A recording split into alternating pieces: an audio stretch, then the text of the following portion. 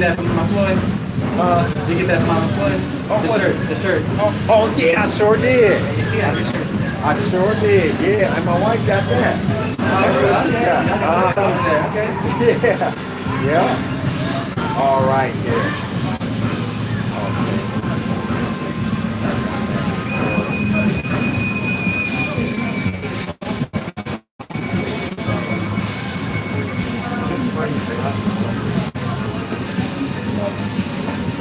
Are you sending us with that on live or something?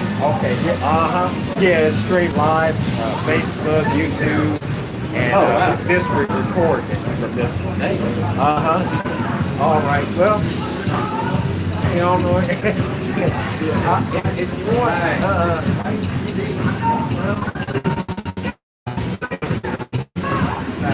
Let's start whatever. yeah, you go ahead and start. All right. And you have.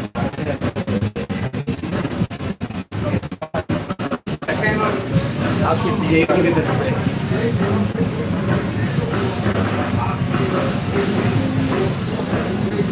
Miss Juanita. Miss Juanita. Miss Juanita. Look straight ahead. Look straight ahead. What's up, Juanita? Here. Yeah, young brothers. So we got them brothers, Sister Juanita. Okay. All right. You want me to introduce you, or you want to just go ahead? You can introduce me. All right, yeah, let me introduce you.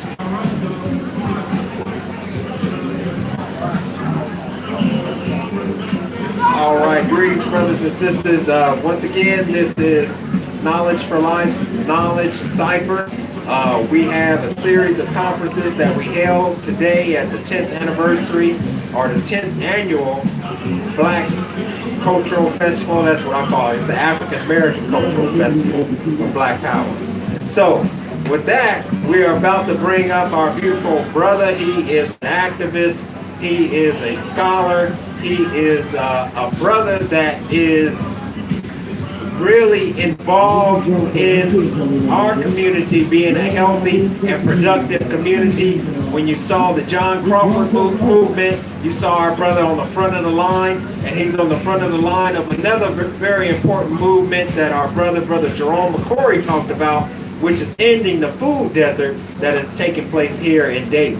So please give our brother a warm round of applause, Brother Amaha Selassie. Well, greetings, everybody. You just reminded me of something, Steve. That, by the grace of the Most High, I've been, able to do different projects. I'm kind of, some people say scattered, I'm doing things all over the place.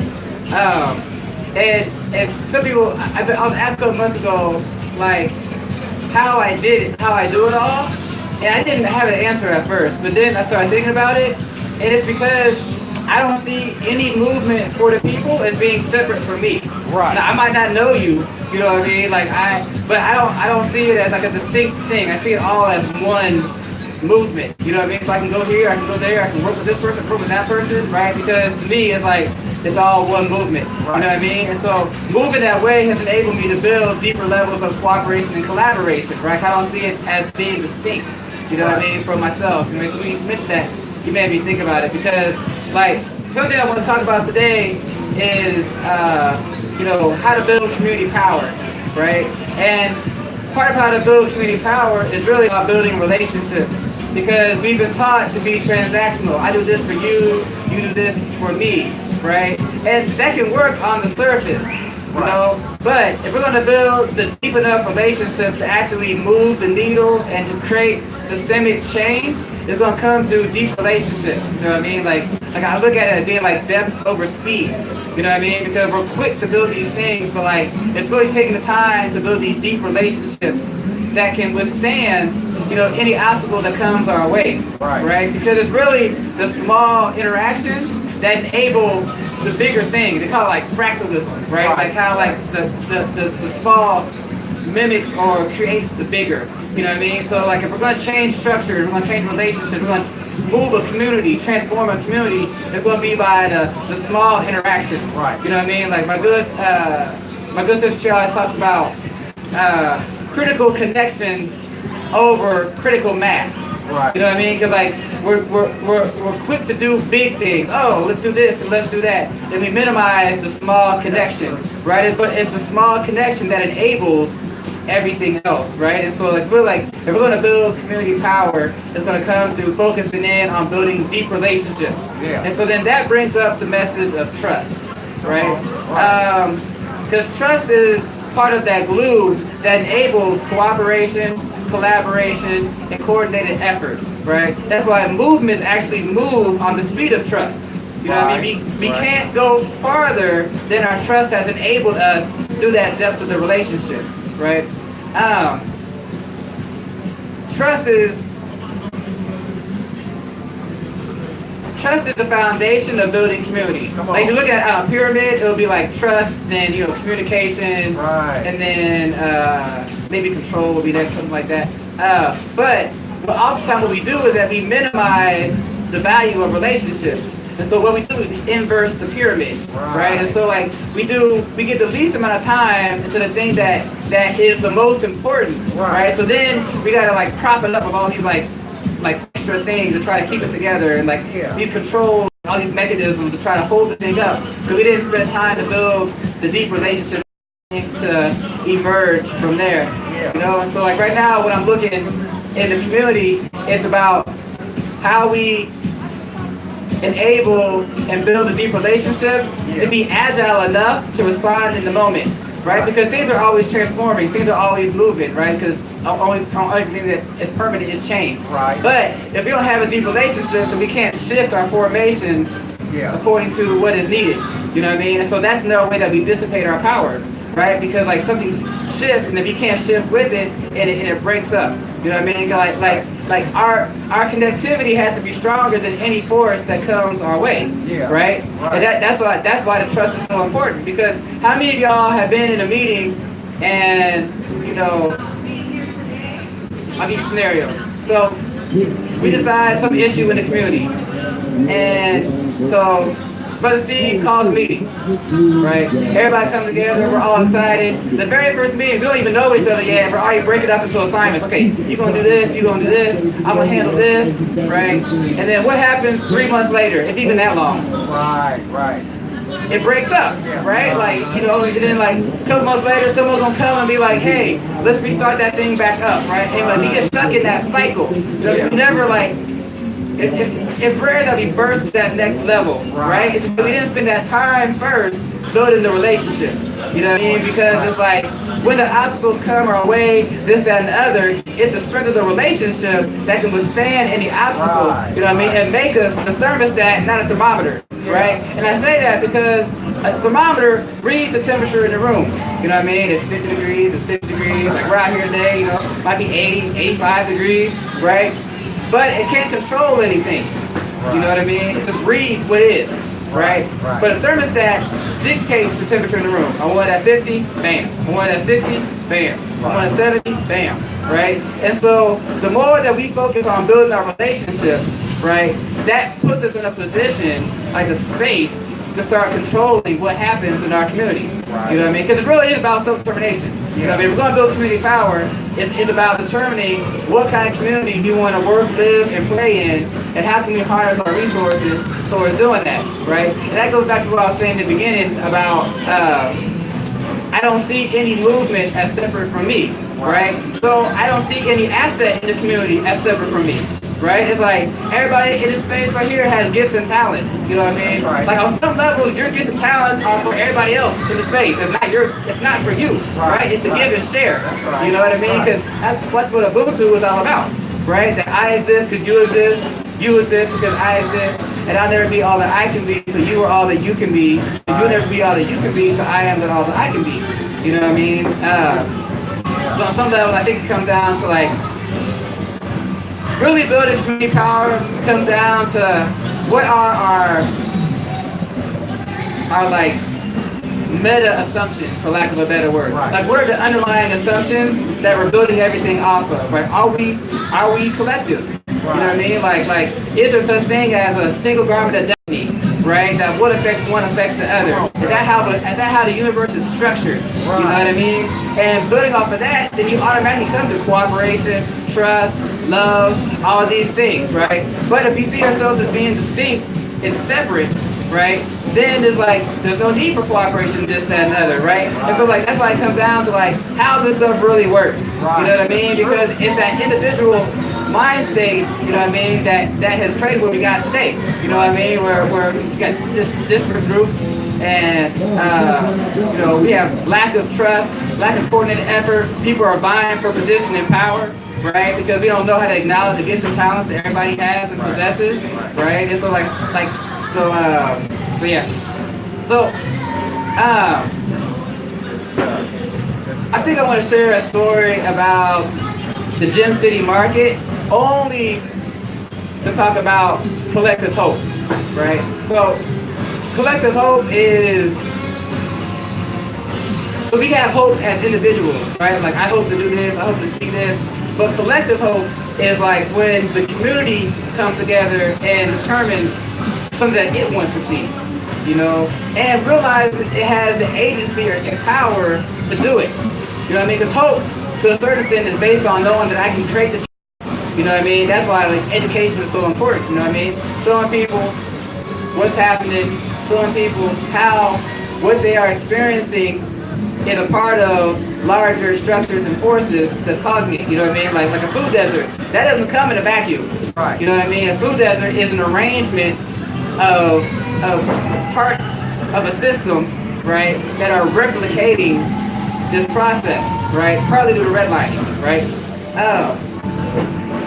So collective hope is knowing how that we have the ability to create change from where we're at together. Right. And so I use the market as that example because the market came about after the opportunity maps came out from Montgomery County Public Health and the Kerwood Institute that stated that opportunity on the west side is divided by the river, and that actually race is a predictor of opportunity, right?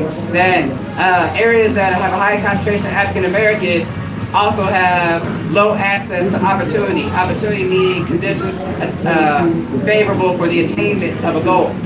So we had that wasn't anything new to anybody who lives in Dayton, you know what I mean? But the data confirmed what we already knew, right? So we had a meeting at Omega Baptist Church in 2015 to talk about the opportunity maps and to get them to pass them out to the community. Right. And at that meeting, we broke up into various groups so that, like, you know, the maps measured health, access to health, education, housing, jobs, parks and recreation, youth activities, and so a small group got together, about 5 or 6 of us, and it was like, what if we opened up a grocery store, right? And it seemed like a crazy idea, and everybody, and some people laughed for real, but like that group, you know what I mean, kept working on it, you know what I mean? And we put out a survey, a feasibility study to basically say that, like, if we work on doing this market, A, is it something that people would want, right? And would you shop there, right? And if you would shop there, what are some things you're looking for, stuff like that, right? And we did it for about maybe a month and a half. We had like 1,500 responses, which is pretty good for a survey in that amount of time. And so that showed us that there was an interest. So then we went basically kind of underground for like 2 years, right? We studied how supermarkets work, you know what I mean? Like brought in, like talked to people on a national level. I mean, we really like, cause you know, nobody knew how to market. Well, one of our people, Brother Lowell, he had, you know, his dad had the market, but other than that, nobody, you know, had that experience. So we went, did our research, started building the structure, and we created the DAACF, Great Dayton Union Co-op Initiative, which was like becoming an incubator for co-ops. Because we decided that the best model would be a co-op, so that it would be community-owned and worker-owned, that like community had a stake in the market itself, right? That we'd be co-owners of it. So then we came out last year and started selling shares. And now, you know, we've raised over $2 million, and we have over with 1,600 members. Yeah, you say it is a community effort, right? And to me, what's beautiful about it is that like it's for us and by us, Right. and it's taken. It's like it shows where we're at as a community. You know what I mean? That we can pull ourselves together to make it happen. And to me, the market is a vehicle because it's a way to have larger conversations about what is needed in the community. Because it's like that 1,600 members, now we can talk about, do we want to have a community land trust, right? Which means that we buy up property around the area, right, to ensure to be the best defense against gentrification, right? And so co-ops are a great vehicle to defend against gentrification. The gentrification is basically the extraction of resources from the community, right? And so you're investing in property, right, instead of investing in people, right? And so it's like how we build capacity in the community, how we build resources in the community, you know what I mean? And part of that is buying up stuff to make sure that it's owned by the community, right? And so it gives us the vehicle to have these conversations. You know, that's how we consider it that it's not a market but a movement. You know what I mean? Because like what we're trying to do right now is building that collective hope. Like everywhere I go now, people talking about the market, you know, by the grace of the Most High, right? And like wonder how they can participate. You know what I mean? Like encourage us, and this, that, and other. And so that's building that collective hope that I'm talking about, right? That is like, you know, the market is like, it's mid-range. It's not huge, but it's not small either, right? But it's stretching us. You know what I mean? And as we complete this, it's like, yeah, what are we gonna do next, right? You know what I mean? Like, it's continuous advancement of like how we're gonna take control of our community, determine, you know, the destiny of our community instead of just waiting for other people to do it for us, or to tell us their vision. You know what I mean? It's like, you know, you talk about if you're not at the table, you're on the menu, right? And so it's like, what are we doing, you know what I mean, to ensure that like we're controlling the trajectory of our community, right? Beautiful, brother. The one thing I want to talk about, a couple things, I guess, will be asset-based community development. Is anybody familiar with that term?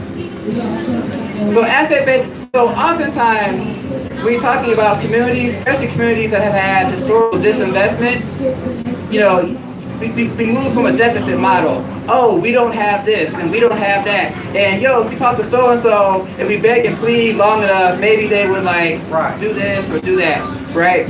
So asset-based community development is a different approach. It's like, what are the assets we have in our community right now? What are the gifts and talents, right? What are the unrecognized gifts in the community, and how we bring those together in a way that's most productive for the community. You know what I mean? Like I always talk about like, what do you want to learn and what are you willing to share?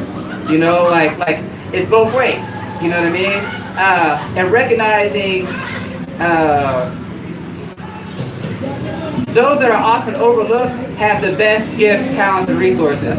You know what I mean? But like people look at them like, oh, I can't deal with them, or this, that, and other, or they don't know anything because they don't have education, this, that, and other, right? But it's like how we harness our resources to develop the community that we want to see. You know what I mean? So it's kind of like a leaderful type of space.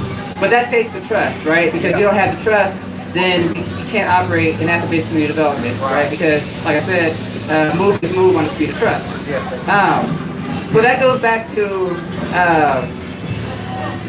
the market. So the market, we're trying to understand, like, what are the assets in our community, right? We're out on bikes, we're out knocking on doors, you know what I mean? Because we really want to get to know the community and the community to know us and start building these relationships and start connecting people together, right?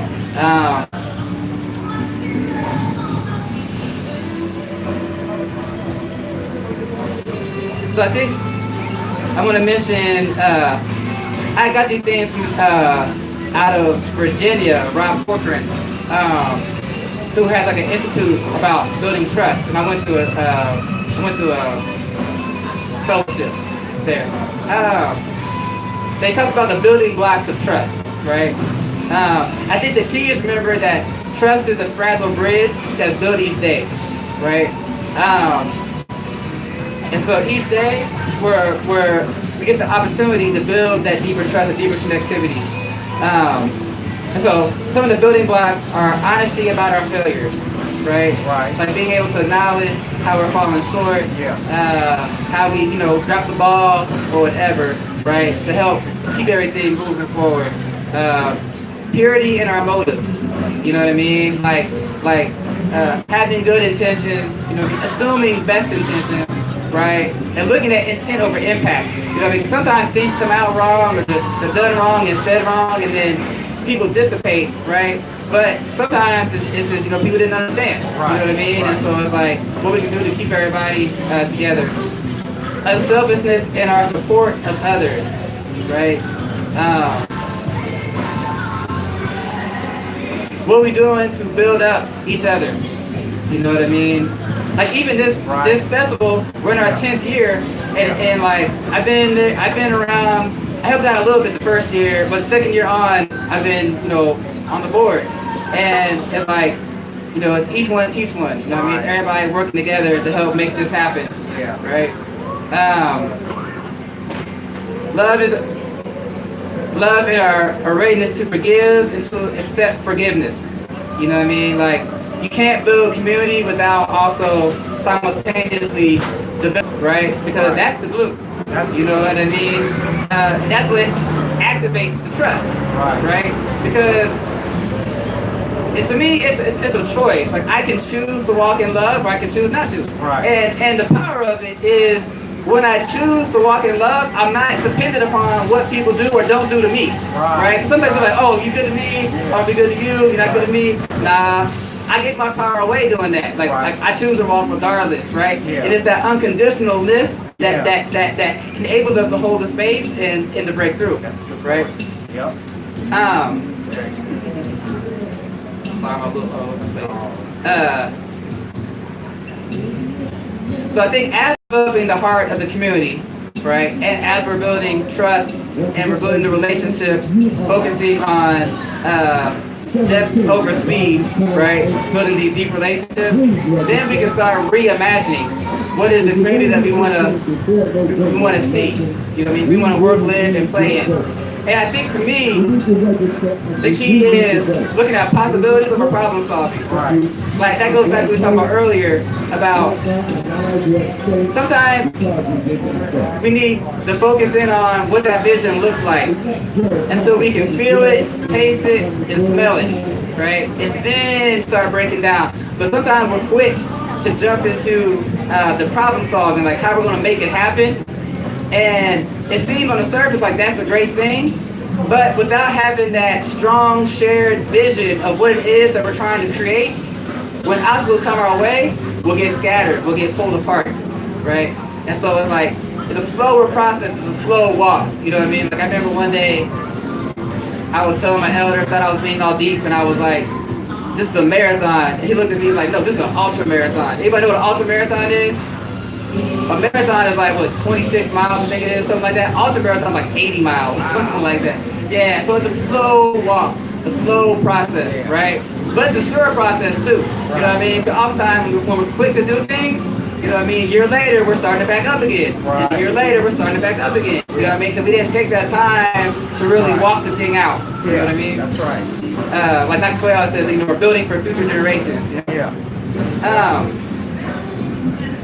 And so I think as we're developing our relationships and we're developing that vision, that's what activates that collective hope.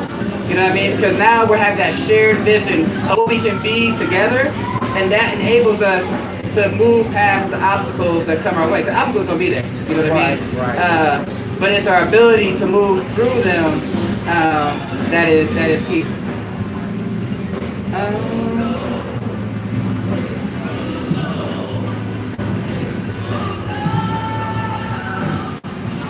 I think I'll share one more thing and then that'll probably be it. Will be so in the civil rights movement, there's a certain structure of leadership, right? It was primarily pastors, and it's kind of like what they call a spoke in the wheel type of leadership, where you had like this and like everything else connected to that, right? But what happened when El-Haj Malik Shabazz and Martin Luther King and countless others were assassinated, right? Like the movement didn't have the connectivity to sustain itself because it's based upon that spoke in the hub thing, right? Right. And so, like, part of building that community power is connecting across differences, right? So, like, sometimes, like, when you're first starting, you need to have that spoke, like, that's like an initial stage, but then it's like, instead of the spoke connecting to everything, it's like how to connect everything together, right? Because that's to build those overlapping networks of relationships. Yeah. That's how you build the social fabric of the community, right? Like you build these bridges of trust, you know what I mean, that enable the cooperation and collaboration, you know what I mean? And so, like, then if somebody has to move or anything happens, it's like the thing doesn't crumble because it wasn't based upon one person being in the center, you know what I mean? And so, like, that's how you build that collective power. Right? So yeah, I think, any thoughts, questions, anything? I just really appreciate how you gave us really a deeper understanding of organization, that it has to be built on trust, and then on the outward it has to be built on a connectivity. Right. Yeah, I really Get that. That's powerful. You know, one thing that I'm finding out with Gym City Market is that it's like, as we built this thing up slowly, like we've hit this, like, but some people talk about tipping point or whatever, but now it's like it's starting to really take off. You know what I mean? But because we took that time, you know what I mean, to build this like deep foundation first. You know what I mean? And so, like, really how we organize and structure everything determines the outcome. You know what I mean? And so it's like really being intentional, because like I'm a sociologist, and so part of that is being able to hold space inside of a system. And so like systems don't want change. Structures like normalcy, right? They like to know what's going to happen next, this, that, and the other. But if you can create an anomaly inside a system long enough, the whole system has to adapt. It can't keep that space being separate, right? And so, like, that's why I keep coming back to that trust. Like, if our trust is strong enough to withstand obstacles that come our way, then the whole thing has to shift, right? So yeah. You have a question or comment? I'm coming in late. I don't know. It's like the field of dreams. Where do you know, the concepts are out there. You know, when people out there like me, I coach wrestling and judo. But there's nowhere to go. You got your wrestling, you got your boys, these days, thousands of dollars to the boys club a day. I actually got, when I started grassroots wrestling program, I was given a bit. So, you know, so what I'm saying is, it's cool, but you have no, that's not like a culture center where people can come with their talent and say, hey, or a flea market culture center, then those talents are going to just be out there, so you're walking along. You understand the battle, but there's no gathering place. So we come here once a year, but where do we go from here? Now, I'm glad you mentioned that. Now, okay, go ahead. I'm just saying, if you can get sisters in, because we gotta give Mike back to that brother, so if she can make hers, then you can talk. Well, I kind of piggyback about what he said. So, how do you? Because sometimes I find that there's a lack of collaboration and people not wanting to support other groups and entities. So how do you work through that and not shut down and just say, you know what, I'm throwing my hands up? No, that's real. That's a real challenge, right? Because really, it's like movements move on the speed of trust, right? Because it's trust that enables cooperation, collaboration, coordinated effort. Like, even like social capital, which means like the network of relationships, and community capital, which would be like all the gifts and talents of the community. Like, the only way to really activate and connect them is all based upon trust, right? So I'm building these relationships. And I think it's like seeing that, like, every piece has a part in this, right? So it's not about competition thing. It's all about cooperation and collaboration, right? How to build these things. It takes time.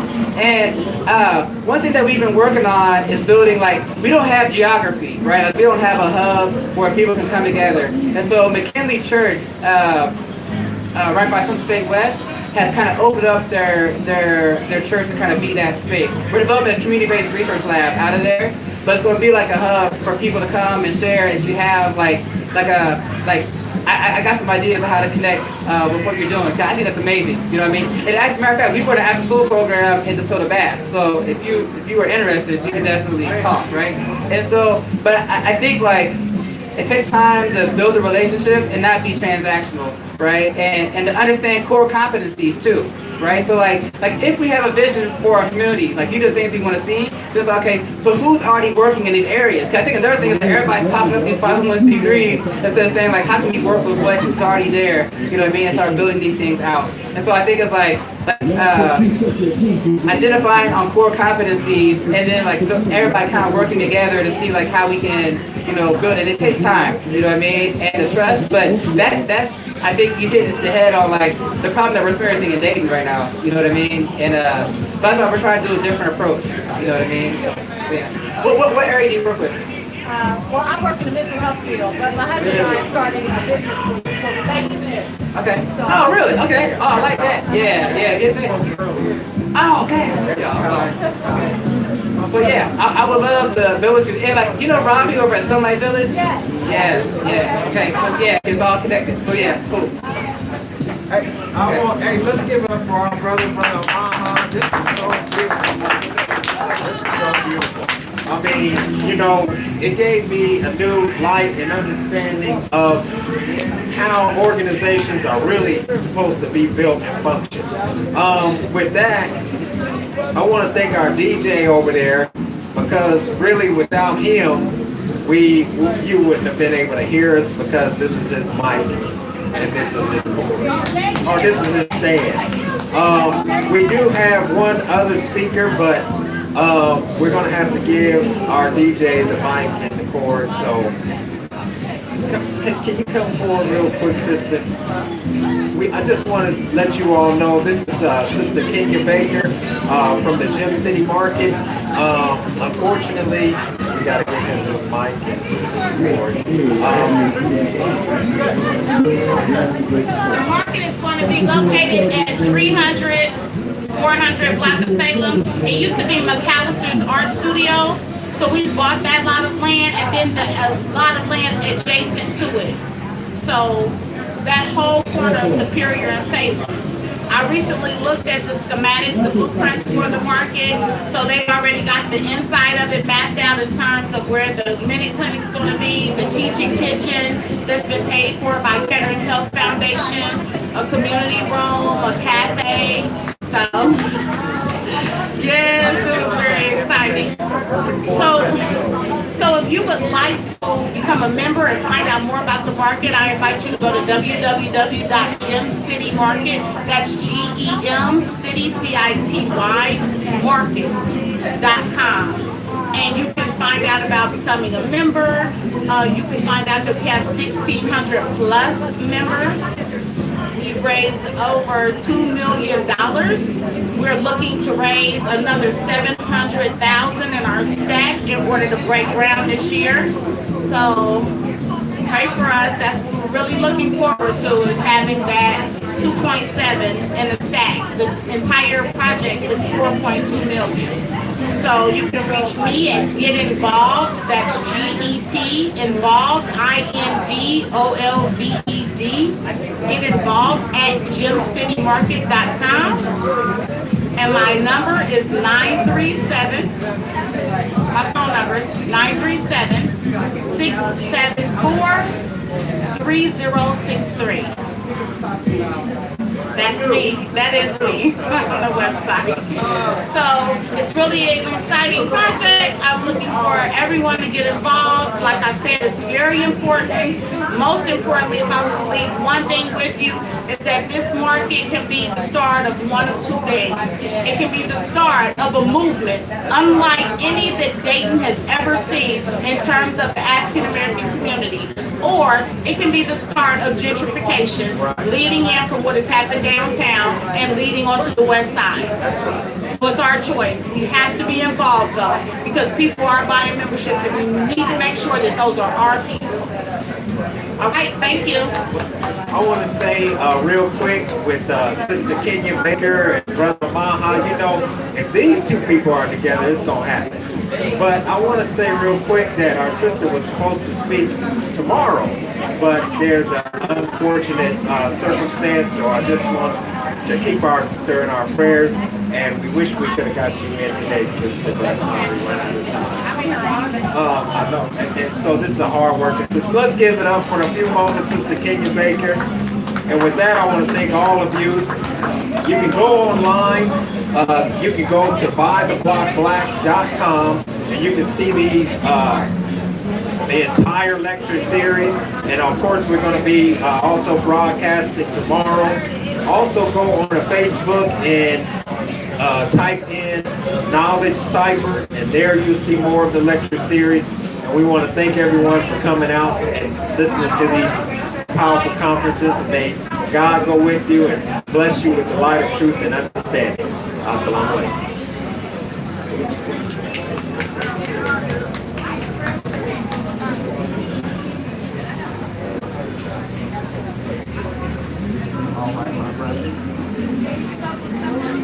Thank you, brother. I appreciate it, man.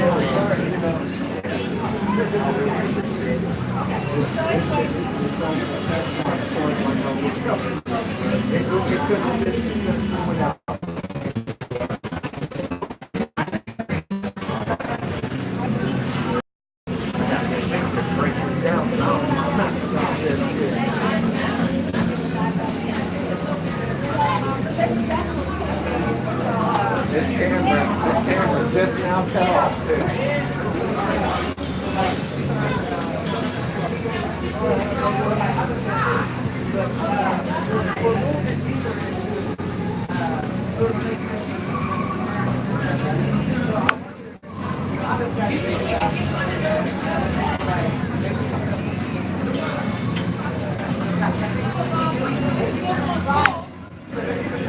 Oh, okay.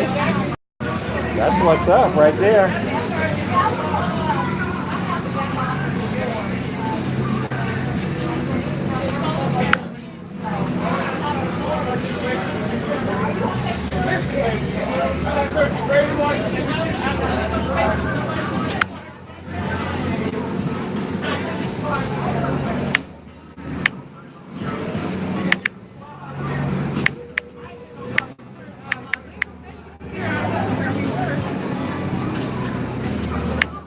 Yeah, I seen her.